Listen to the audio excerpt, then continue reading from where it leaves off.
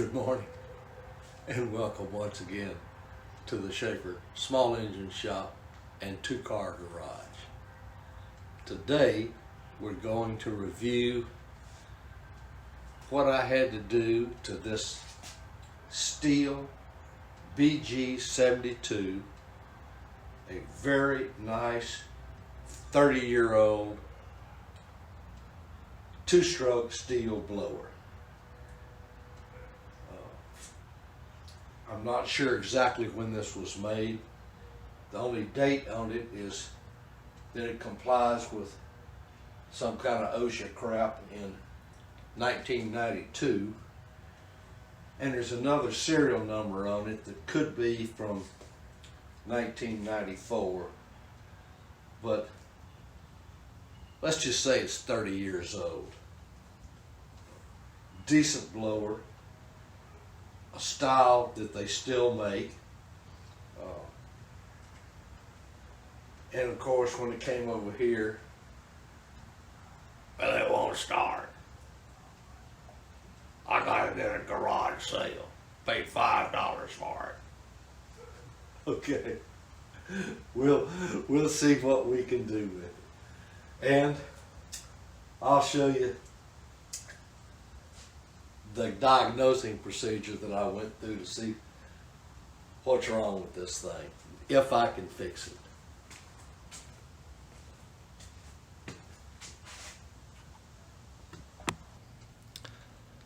First thing I'm going to check is to see if she's got any fire.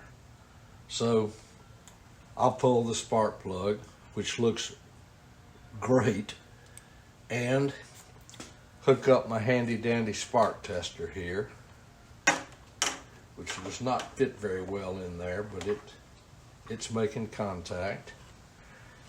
And I'll pull this starter so I can get a good ground down there to the frame. And let's turn the light out here in the small engine shop. We'll see if we got any fire.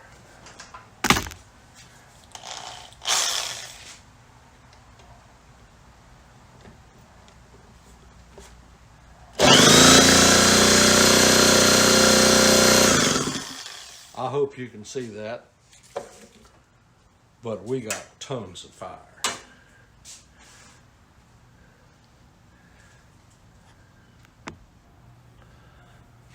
So the next step is the carburetor. And I took the carburetor off and it looked pretty good. The metering diaphragm is one of those new blue ones, and it looked like it was brand new. The pumping diaphragm was not in too bad a shape. It had one little wrinkle in it, but it didn't look too bad. So I put the carb back together. All the screens in it were clean. The passages looked good. So I put it back together, put it back on the unit, and with my electric drill, I started spinning this thing. And I'm telling you, it is a gusher coming out of the spark plug hole. Gasoline dripping out of the muffler. Gusher coming out of the spark plug hole. So we've got some kind of a carburetor problem, but I'm going to check out the rest of this thing while I'm here.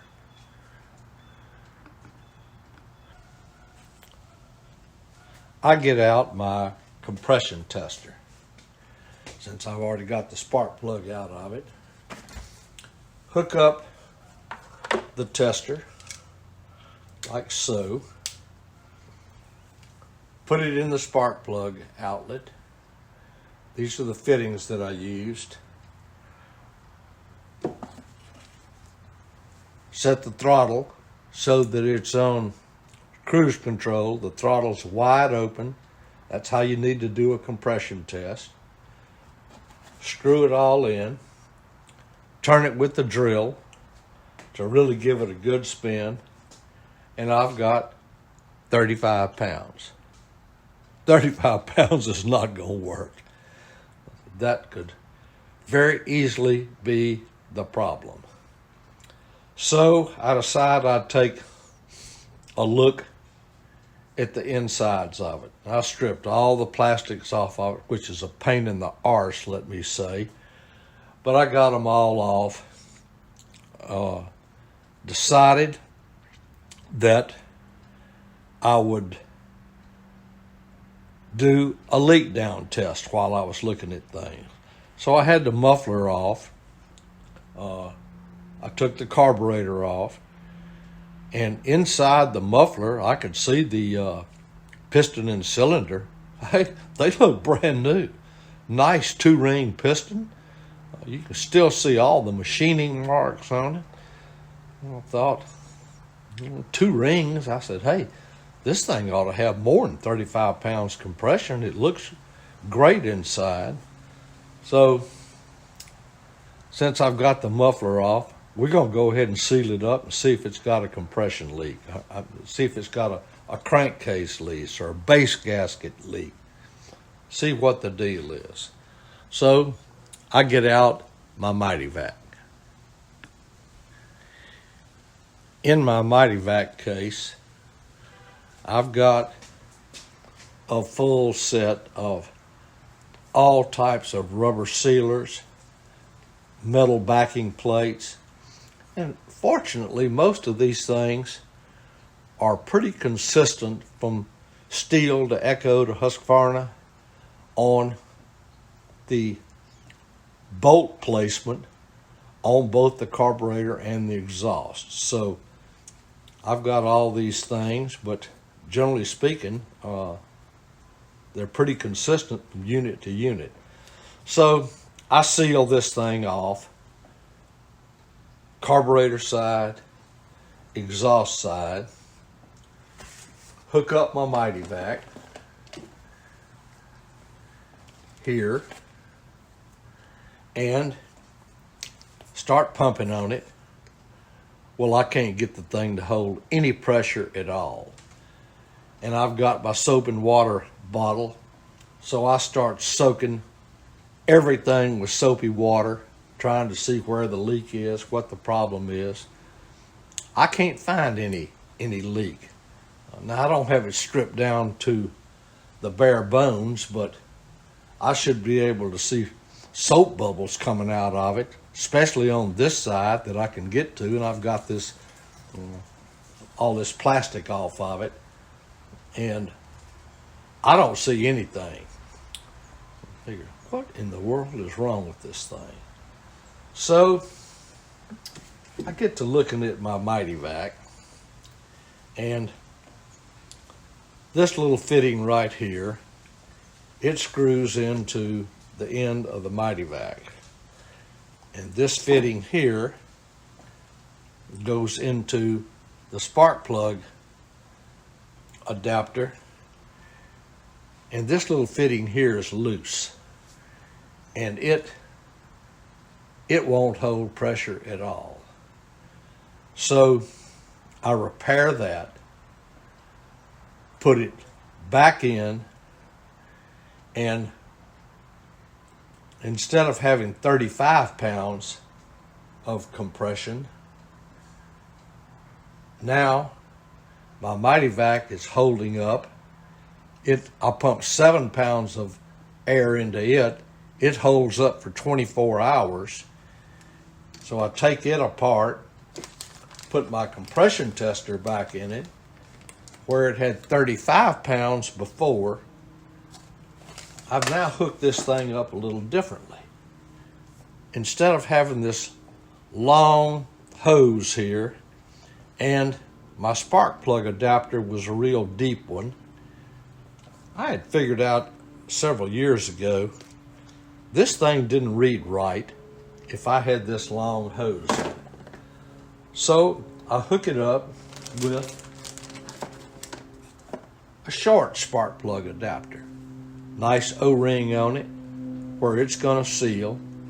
Put it in, pump it up. Now, instead of having 35 pounds of air, of compression, I've got 85 pounds of compression. Now, 85 pounds is plenty enough to get this thing running. So, I put it all back together. Muffler back, carburetor back on, and I start spinning it with the electric drill. I know I've got fire, and I've just got a gusher coming out of here. Stuff dribbling all over the place out of the muffler. Turn it upside down, it pours gas out of the muffler. I thought, well, this is the problem, the carburetor. It is just flooding this thing with gasoline, and it's not going to mix right to make combustion. So I take the carburetor apart, look through my stash of Stihl parts and carburetor parts, gaskets, all types of everything for combustion. And this is the little metering diaphragm that's in there. Now, it doesn't look bad, but it's got one spot over here on the side of it that's not good. These metering diaphragms come with long knobs and short knobs. This metering diaphragm in this unit had a long knob.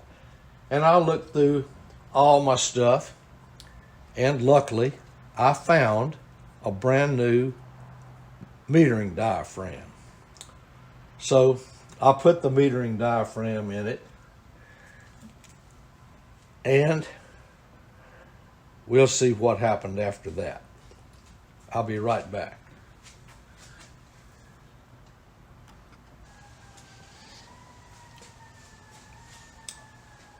So I've got a new pumping diaphragm in here, and I'm going to take it, spin it with the drill, and see what comes out of the spark plug hole.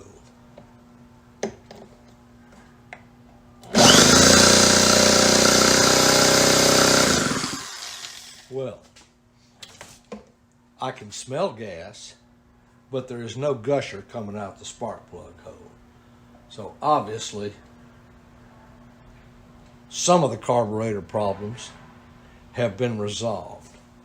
Well, let's put it back together completely and take it to the starting bench. All right, this is unrehearsed. We'll see what we got. We've got good compression, good fire. We think we've got a good carburetor in here. It primes up fine. Let's put the choke on. Spark plugs in. Ignition's on. Here we go.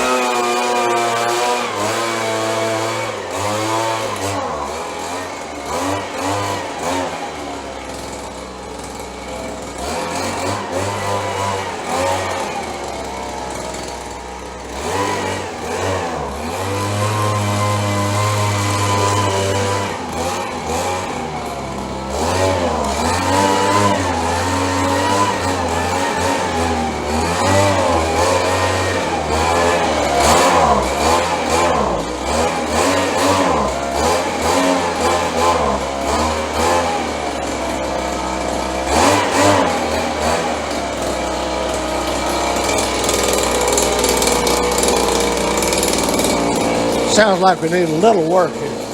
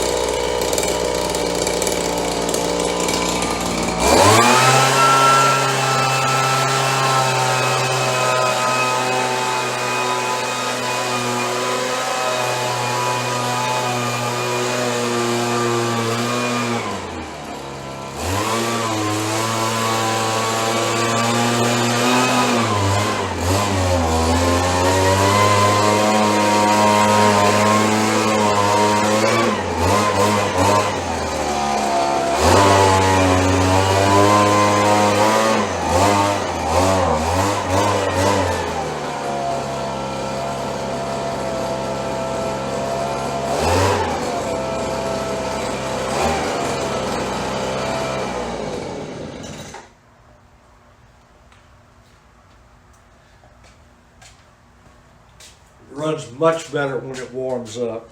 And I'd have to say, this has got the worst on-off switch design I've ever seen in my life. It's got 4 moving parts in it, and it doesn't work, so you end up having to kill the thing with the choke. And this whole unit is very similar to Echo, except Echo's got a foolproof on-off switch. The tubes fit Echo tubes. It just looks like something Echo might have designed for Stihl, or Stihl might have designed for Echo, I'm not sure. But anyway, this thing is operational, and hope this helps somebody. Thanks for watching.